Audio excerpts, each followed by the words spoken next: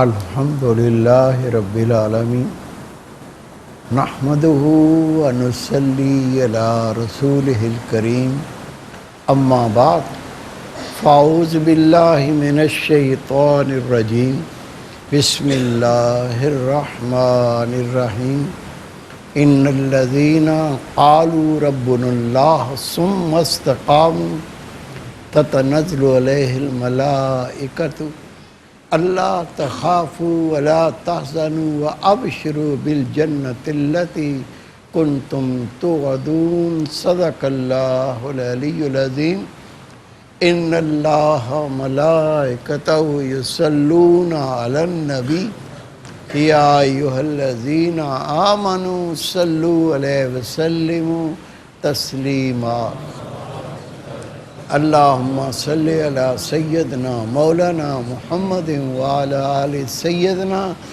مولانا محمد وبارک وسلم علیہ۔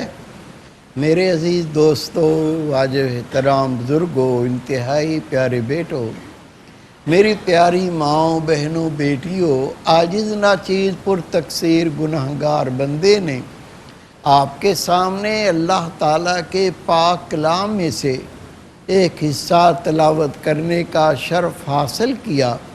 رب العزت سے دعا ہے وہ پاک ذات عاجز کو صحیح مفہوم بیان کرنے کی، آپ سب کو سننے کی، ہم سب کو اس پر عمل کرنے کی توفیق عطا فرمائے۔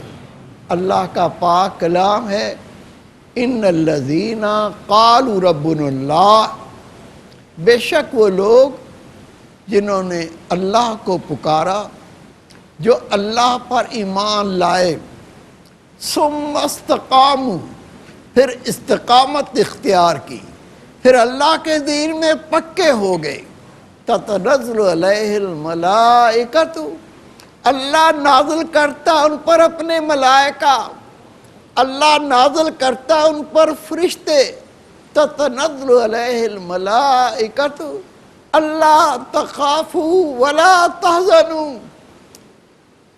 نہ خوف کرو اور نہ کوئی غم کرو، اللہ تخافوا ولا تحزنوا وابشروا بالجنۃ التی کنتم توعدون، اور ان کو وہ بشارت دیتے اس جنت کی جس کا اللہ نے وعدہ کیا ہے۔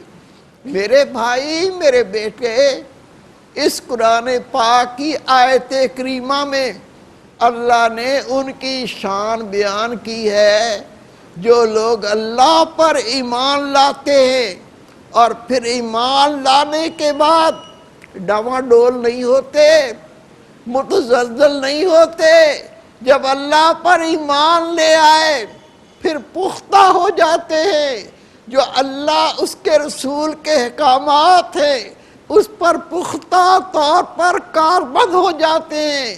اللہ فرماتا ہے ان کی عظمت اور شان یہ ہے، ان کے بھی موت نہیں آتی، مرنے سے پہلے میں اپنے ملائکہ ان پر نازل کرتا ہوں۔ اتنی مشکل گھڑی میں جب روح قبض ہو رہی ہوتی ہے، جب رگ رگ سے نس نس سے روح نکالی جا رہی ہوتی ہے، یہ اتنے بخت والے لوگ ہیں، یہ اتنے نصیب والے لوگ ہیں کہ ایمان لانے کے بعد اللہ کے دین پر پختہ ہو جانے والے، میں ان پر اپنے ملائکہ کو نازل کرتا ہوں، اور وہ اللہ کے فرشتے، وہ ملائکہ آ کے خوشخبری دیتے ہیں، اللہ تخافوا ولا تحزنوا۔ او اللہ کے بندو، اللہ پر ایمان لانے والوں، اللہ کے دین پر پختہ ہو کر عمل کرنے والوں، اس وقت تمہیں کوئی غم کرنے کی ضرورت نہیں ہے، خوف کھانے کی ضرورت نہیں ہے، اور پھر بشارت دیتے ہیں۔ بشارت کیا ہے؟ روح نکلنے سے پہلے، جان نکلنے سے پہلے اللہ نے جو جنت کا وعدہ کیا ہے، اللہ کے ملائکہ کہتے ہیں وہ مقام اپنی آنکھوں سے دیکھ، تیری روح نہیں نکلی، ابھی تیری جان نہیں نکلی، اس سے پہلے اللہ تعالیٰ نے ایمان لانے کے بعد دین میں پختہ ہونے والوں کے لیے جو جنت کا وعدہ کیا ہے اس کو تو پہلے دیکھ، اس کے بعد تیری روح قبض کریں گے۔ اللہ تخافوا ولا تحزنوا وابشروا بالجنت التي کنتم توعدون۔ دیکھ اس جنت کو جو اللہ نے تجھ سے وعدہ کیا تھا۔ میرے پیارے بھائی، میرے بیٹے، نیک خلق بہت ہیں، سچ بولو، نیک خلق، کسی کی خدمت کرو، نیک خلق، نماز پڑھو، نیک خلق، اللہ کا ذکر کرو، نیک خلق، یہ جتنی اچھی عادات ہیں یہ سب نیک خلق، لیکن ان کی سردار ہے دین متین پر استقامت اختیار کرنا۔ ایسا نہیں ہے بھائی نماز پڑھتے ہو، ہاں فجر کی پڑھ لیتا ہوں، اور میرے بھائی کبھی قرآن پاک کی تلاوت کی ہے، ہاں رمضان شریف میں کبھی کبھی پڑھ لیتا ہوں، او بھائی ماں باپ کی خدمت کرتے ہو، ہاں میں کبھی کبھی سلام کرنے چلا جاتا ہوں۔ میرے بھائی، میرے بیٹے، جب تک جسم میں جان ہے، جو اللہ نے فرما دیا، رسول پاک نے عطا کر دیا، وہ عمل کرتے کرتے تیری زندگی تمام ہو جائے۔ زندگی یہ ہے، باقی زندگی نہیں، شرمندگی ہے۔ آپ سمجھ لیں استقامت کسے کہتے ہیں؟ دین متین پر میانہ روی سے سنتے رسول پر عمل کرتے ہوئے دوام اختیار کرنا، ہمیشگی اختیار کرنا، اس کا نام ہے استقامت۔ اللہ کے جتنے ولی گزر گئے، جتنے علماء کرام گزر گئے، اللہ سے جو بھی سوال کرتے تھے، جو دعائیں کرتے تھے، ان دعاؤں میں اللہ تعالیٰ سے دین میں استقامت بھی مانگتے تھے کہ یا اللہ مجھے دین میں استقامت عطا فرما، میں اللہ کے دین میں کمی نہ کروں، بلکہ جو اللہ اس کے رسول کے احکامات ہیں ان پر کامل عمل کرتے ہوئے اپنی زندگی کو تمام کروں۔ استقامت معمولی عمل نہیں ہے، اس کا تعلق دل کے ساتھ ہے، اور دل کو عربی میں کہتے ہیں قلب۔ قلب نکلا انقلاب سے، یہ دل بدلتا رہتا ہے، دل میں تبدیلی آتی رہتی ہے۔ ایک لمحہ وہ ہے اللہ کا بندہ اللہ کا ذکر کر رہا ہے، اللہ کا بندہ اپنے گناہوں کو یاد کر کے رو رہا ہے، یہ اللہ کا بندہ اللہ کی محبت سے اس کا دل سرشار ہے، شاد و آباد ہے۔ لیکن دوسرا لمحہ وہی اللہ کا بندہ ہے، یہ گناہ کی محبت، اللہ کی نافرمانی کی محبت اور گناہ میں ملوث ہے۔ ایک وہ لمحہ ہے اس دل میں اللہ رحمان کے جلوے، اللہ اس کے رسول کی محبت، اور دوسرا لمحہ دل وہی ہے، انسان وہی ہے، نفس اور شیطان کے تصورات میں، نفس اور شیطان کی اتباع میں یہ اپنی زندگی گزار رہا ہوتا ہے۔ میرے بیٹے، میرے بھائی، دین میں استقامت یہ ہے، یہ دل نیکی پر قرار پکڑے، نیکی پر مطمئن ہو اور گناہ سے بیزار ہو، گناہ سے دور ہو، اور اس طرح کرتے کرتے استقامت یہ ہوگی کہ دین متین پر پختہ ہو کر ہمیشگی کے لیے میانہ روی اختیار کرتے ہوئے اپنی زندگی کو گزار دے۔ اس کو استقامت کہتے ہیں، اور وہ رب کا بندہ جو اللہ کا دین قبول کرنے کے بعد، اللہ پر ایمان لانے کے بعد پوری زندگی استقامت سے گزارتا ہے، یہ سارے انعامات اللہ نے اسی بندے مرد عورت کے لیے رکھے ہوئے ہیں۔ نبی پاک فرماتے ہیں دین کا بہترین طریقہ میانہ روی ہے۔ ایک رات یہ ساری رات نفل پڑھ رہا ہے، سجدے کر رہا ہے، اور اگلی رات آ گئی فجر کی نماز بھی نہیں اٹھ رہا ہے۔ اللہ کو یہ پسند نہیں ہے۔ میانہ روی اختیار کر، نہ ساری رات جاگنے کی ضرورت ہے، اور نہ جو فرائض ہیں ان کو چھوڑنے کی اجازت ہے۔ رسول پاک صلی اللہ علیہ وسلم دولت خانے سے باہر آئے، ایک صحابی رسول کہتے ہیں میں موت تک دن کو روزہ رکھوں گا، رات کو اللہ کے سامنے قیام کروں گا۔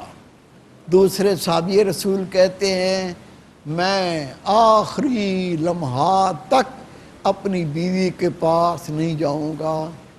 نبی پاک نے دونوں کی باتیں سنی، قریب آئے، آپ نے فرمایا تم نے ایسا ایسا کہا ہے؟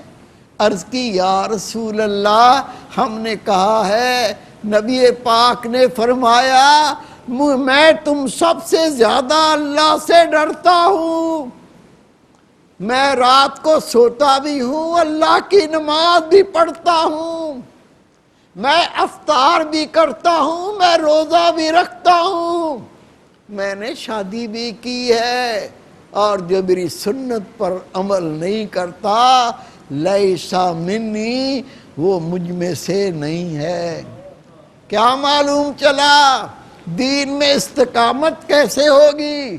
اللہ کے دین پر ہمیشگی اور دائمی طور پر میانہ روی اختیار کرتے ہوئے نبی پاک کی سنت پہ عمل کر، اسی کا نام استقامت ہے۔ میرے پیارے بھائی، میرے بیٹے، سیدنا صدیق اکبر سے پوچھا کہ اللہ نے اپنے پاک کلام میں فرمایا ہے ان الذین قالوا ربنا اللہ ثم استقاموا تتنزل علیہ الملائکۃ الا تخافوا ولا تحزنوا وابشروا بالجنۃ التی کنتم توعدون۔ حضرت بتائیے اس میں استقامت کا کیا مطلب ہے؟ آپ نے فرمایا اللہ پر ایمان لانے کے بعد تو شرک نہ کرے اور اللہ کے احکامات پر عمل کرے، اس کا نام ہے استقامت۔ جب عمر فاروق سے پوچھا گیا اس آیت مبارکہ میں استقامت کا کیا مطلب ہے، آپ نے فرمایا اللہ پر ایمان لانے کے بعد تو رب کی نافرمانی نہ کرے اور اللہ کی اطاعت کرے، اس کا نام استقامت ہے۔ جب عثمان غنی رضی اللہ تعالیٰ عنہ سے پوچھا اس آیہ مبارکہ میں استقامت کا کیا مطلب ہے، آپ نے فرمایا اللہ پر ایمان لانے کے بعد تیرے اعمال کے اندر اخلاص آ جائے، جو کام کرے تیرا مقصد اللہ کو راضی کرنا ہونا چاہیے، ریاکاری نہ ہو، تصنع نہ ہو، بناوٹ نہ ہو، دنیا کو دکھانا مقصد نہ ہو، تیرا ایک ہی مقصد ہو، تو جو رب کی عبادت کرتا ہے اس میں اللہ کی رضا مقصود ہو۔ جب علی شیر خدا سے پوچھا گیا اس آیہ مبارکہ میں استقامت کا کیا مطلب ہے، آپ نے فرمایا اللہ پر ایمان لانے کے بعد جو اللہ نے چیزیں فرض کر دیں اس پر عمل کرنا استقامت ہے۔ اور آپ سب جانتے ہیں، بار بار یہ عاجز نے بیان کیا ہے، اللہ کے فرائض کیا ہیں؟ نماز، روزہ، حج، زکوٰۃ، یہ اللہ کی طرف سے فرض کیے گئے، اور اس کے بعد حقوق العباد، اللہ کے بندوں کے حقوق کی ادائیگی، یہ ہر مومن پر فرض ہے جو ان کو ادا کرنے والا ہے۔ علی شیر خدا کے فرمان کے مطابق یہ استقامت پر عمل کرنے والا ہے۔ رسول پاک صلی اللہ علیہ وسلم کو حکم ہوا اے میرے رسول میرے بندوں کو میری تو بلائیے، میرے بندوں کو ہدایت کی طرف بلائیے۔ رسول پاک اٹھ کے کھڑے ہو گئے، تن تنہا اکیلی ذات نبی پاک نے اعلان کیا، یا ایھا الناس قولوا لا الہ الا اللہ تفلحوا۔ آپ نے کہا لوگو کہو اللہ کے سوا کوئی معبود نہیں، اعلان کر دیا تفلحوا، تم دنیا میں بھی کامیاب ہو جاؤ گے، آخرت میں بھی کامیاب ہو جاؤ گے۔ رسول پاک تو جنت کا رستہ دکھا رہے تھے، نبی پاک تو اللہ کی طرف بلا رہے تھے۔ اہل مکہ دشمن ہو گئے، لیکن اللہ کے محبوب مسلسل یہ دعوت دیتے رہے، یہ دعوت پھیلنے لگی۔ خدا کے محبوب مکہ معظمہ سے باہر نکلے، یہ حق کا پیغام پھیلتا چلا گیا۔ اہل قریش پریشان ہو گئے، اگر اسی طرح سے خدا کا محبوب اس پیغام کو پہنچاتا رہا تو یہ قوت پکڑ لیں گے، پھر ہم کیا کریں گے؟ بہتر یہ ہے کہ اس دعوت کو یہیں ختم کر دیا جائے۔ لوگ اکٹھے ہو کر رسول پاک کے ساتھ کیا ظلم کیا کون نہیں جانتا۔ خدا کے محبوب سجدے میں پڑے ہوئے اور اونٹ کی اونجڑی لا کر رسول پاک پر ڈال دی۔ جنتے خاتون بی فاطمہ فرماتی ہیں میں اپنے ہاتھوں سے اونجڑی کو کھینچتی تھی، وہ اتنی وزنی تھی وہ مجھ سے کھینچتی نہ تھی، اتنے پتھر مارے خدا کا محبوب لہو لہان ہو گیا۔ ابو طالب آپ کے چچا ہیں، آگے کہتے ہیں بیٹے محمد اب میری طاقت نہیں میں پورے عرب سے مقابلہ کر سکوں، میں ان کا سب کا مقابلہ نہیں کر سکتا، تو اس دعوت کو روک دے۔ خدا کے محبوب جذبے میں آئے، اٹھ کے کھڑے ہو گئے، کہا چچا جان یہ کافر میرے دائیں ہاتھ پہ سورج رکھ دے، میرے بائیں ہاتھ پر چاند رکھ دے، اللہ کی قسم میں پھر بھی اس دعوت کو دینے سے نہ ہٹوں گا، یا تو یہ دعوت پورے عالم میں پھیلے گی نہیں تو میں اپنی جان اس کام میں قربان کر دوں گا۔ یہ تھی رسول پاک کی استقامت۔ اس استقامت نے کیا کیا؟ ابو طالب کہتے ہیں میرے بیٹے میں تجھے کہتا ہوں تو یہ دعوت دے، میں تیرے ساتھ ہوں۔ میرے بھائی میرے بیٹے یہ استقامت صرف میرے پیارے رسول میں نہ تھی، یہ پیغام جس کو نبی پاک نے پہنچایا خدا کی قسم اس کو پہاڑ جیسی قوت عطا کر دی۔ حضرت بلال حبشی رضی اللہ تعالیٰ عنہ کلمہ پڑھا، آپ کو گرم دنوں میں گرم ریت پر لٹا کر اوپر پتھر رکھ دیے جاتے، آپ کی کھال گرمی سے جل جاتی، آپ کی زبان پر ایک لفظ آتا احد احد، اپنے رب کو پکارتے تھے، وہ ان کے رستے کو نہ روک سکے۔ میرے بھائی میرے بیٹے عمر فاروق کی بہن حضرت فاطمہ بن خطاب کلمہ پڑھا، عمر فاروق نے اتنا مارا لہو لہان کر دیا، اور فاطمہ کہتی ہے عمر جس باپ کا خون تیرے جسم میں گردش کرتا ہے اللہ کی قسم اسی باپ کا خون میرے جسم میں گردش کرتا ہے، جتنا چاہے ظلم کر لے تو فاطمہ کو رسول پاک کے دین سے پیچھے نہیں کر سکتا۔ یہ ان کی استقامت تھی۔ عمر قوت رکھتے ہوئے بھی بے بس ہو کے ہتھیار ڈال دیے اور کہنے لگے مجھے وہ آیتیں سنا، مجھے وہ قرآن پاک دکھا جس کو تو پڑھتی ہے۔ حضرت فاطمہ کہتی ہیں بھائی عمر تو ناپاک ہے، ناپاک قرآن پاک کو نہیں چھو سکتا، جا پہلے غسل کر کے آ۔ غسل کر کے آئے، آپ نے صورت طٰہٰ سامنے رکھ دی، ادھر پڑھتے جاتے تھے، عمر فاروق آنکھوں سے آنسو روا ہو گئے، پسیتے چلے گئے اور کہنے لگے مجھے لے چلو رسول پاک کے پاس، میں کلمہ پڑھ کے ایمان قبول کرتا ہوں۔ یہ استقامت اللہ کی قسم بولنا نہیں پڑتا، تقریر نہیں کرنی پڑتی، تو دین میں استقامت اختیار کر، لوگ تیرا چہرہ دیکھ کے کلمہ پڑھیں گے۔ اللہ رب کریم ہمیں استقامت عطا فرمائے اور آخری سانس تک رسول پاک کے دین پر عمل کر کے اپنے رب کو راضی کر سکیں۔ وما توفیق الا باللہ۔ حکم شہ